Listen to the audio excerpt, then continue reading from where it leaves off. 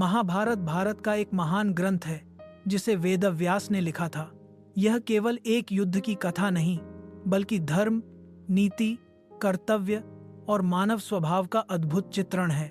कहानी की शुरुआत होती है हस्तिनापुर राज्य से, जहां राजा शांतनु रहते थे। उन्होंने गंगा से विवाह किया और उनके पुत्र भीष्म पैदा हुए। बाद में शांतनु ने सत्यवती से विवाह किया और उनसे 2 पुत्र हुए, विचित्रवीर्य और चित्रांगद। विचित्रवीर्य की मृत्यु के बाद कोई उत्तराधिकारी नहीं बचा।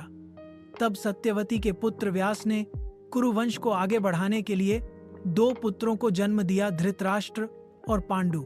धृतराष्ट्र अंधे थे, इसलिए पांडु को राजा बनाया गया। पांडु के 5 पुत्र हुए, युधिष्ठिर, भीम, अर्जुन, नकुल और सहदेव, जिन्हें पांडव कहा गया। दूसरी ओर धृतराष्ट्र के 100 पुत्र हुए, जिनमें सबसे बड़ा था दुर्योधन, जिन्हें कौरव कहा गया।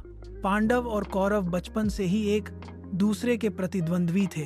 दुर्योधन को पांडवों से जलन थी, क्योंकि वे सब गुणवान और लोकप्रिय थे। पांडवों को एक बार लाक्षागृह में जलाने की साजिश भी की गई, पर वे बच निकले। बाद में अर्जुन ने द्रौपदी का स्वयंवर जीता और उसे पत्नी बनाया। एक भूल के कारण द्रौपदी 5 पांडवों की पत्नी बनी।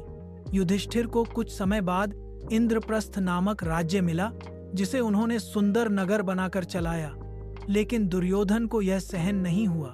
फिर हुआ जुए का खेल, जहां युधिष्ठिर ने अपना सब कुछ, राज्य, भाई, खुद को और यहाँ तक कि द्रौपदी को भी हार दिया। द्रौपदी का अपमान सभा में हुआ, पर श्री कृष्ण ने उसकी लाज बचाई। आगे की कहानी जानने के लिए हमें फॉलो करें। धन्यवाद।